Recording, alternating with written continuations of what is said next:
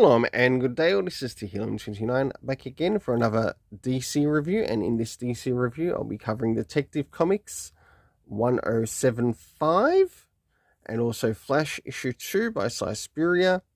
I'll now get things organized for the first one that I'll be reviewing. So, first things first, does this cover in any way, shape or form connect to something that is happening inside with the story? Sure enough it does, to which I give a 7 out of 10. Now it's time to move into the internal art. I just want to point out that with this Detective Comics, I will not be covering the backstory. I repeat, I will not be covering the backstory. So let's have a look around the beginning, middle, and of course the end in relation to the art and also what is happening story-wise. So as the story begins, we have the character of Nash on site. And of course, we have things regarding the character of Batman here. As we begin to move to the middle of the story, we get a bit of a flashback here, to which we get to see Alfred and of course Bruce.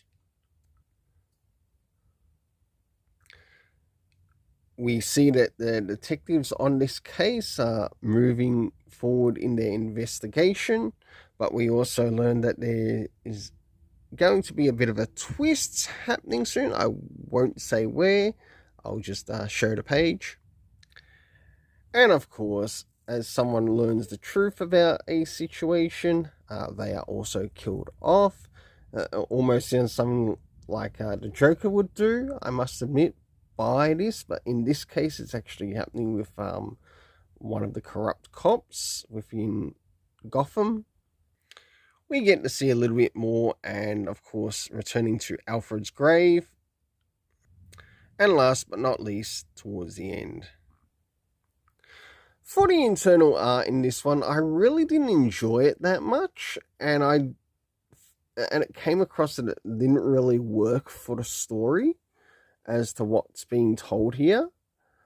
If anything, too much of a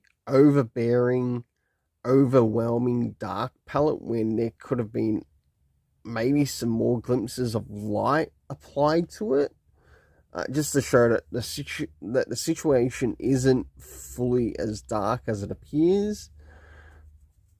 Now it's time to move in relation to the story. So first things first, did we get any comic references to any of the previous issues connecting to this story?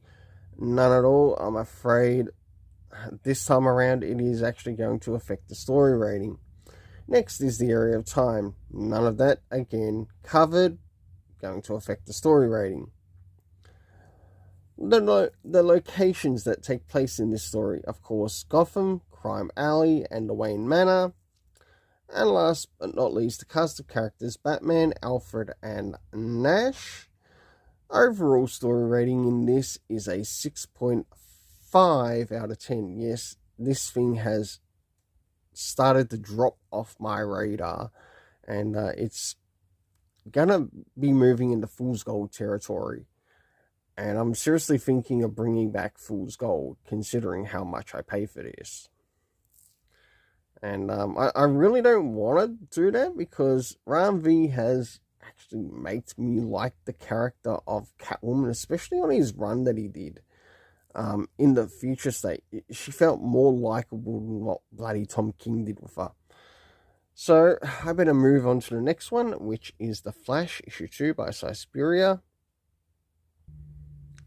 So as we begin to move into Flash issue 2, moving into the area of the cover, and first things first, does this cover in any way, shape or form connect to something that is happening inside of the story? Sure enough, it does, to which I give it a 7.5 out of 10. Now, I think that's quite big for this particular issue, but what you see here is also what you get when we meet the group called The Stillness. It's now time to move into the area of the internal art, as we have a look around the beginning, middle, and of course the end, and also what's happening story-wise with the characters.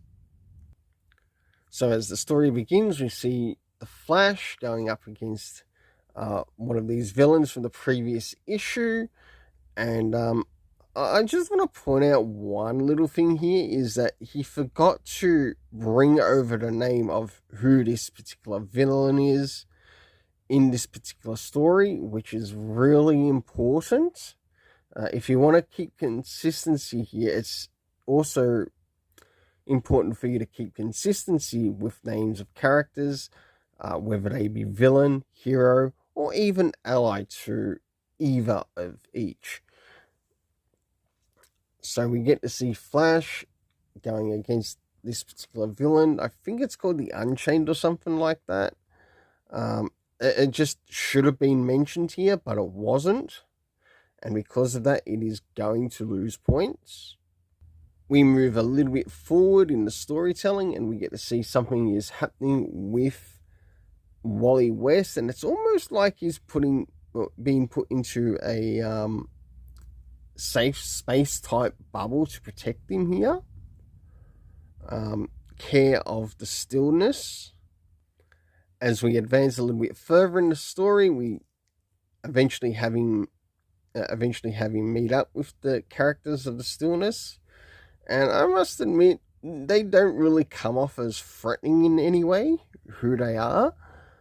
But they seem to have a villain that might affect someone within the Speedster universe.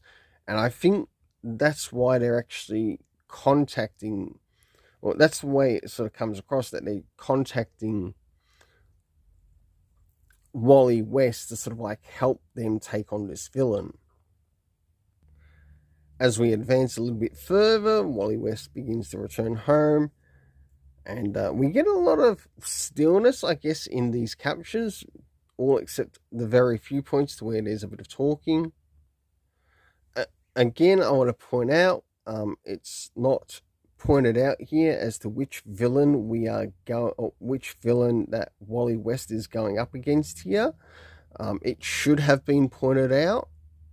We of course get to see Mr. Terrific return, which is really nice to see. And we also learn of the group called the Archangels, not Archangels. So very interesting. So for the internal art, I did actually enjoy it a little bit more than the previous comic I covered, to which I give a 7 out of 10. Now it's time to move in relation to the story. First things first, do we get anything interesting time-wise? Not so much. Location? Not so much. Cast of characters, we had Wally West, the Flash. We even had Barry Allen Flash being mentioned as well. We had the Stillness, the Archangels, not Archangels, Mr. Terrific. For the overall story rating for this, I give a 6.5 out of 10.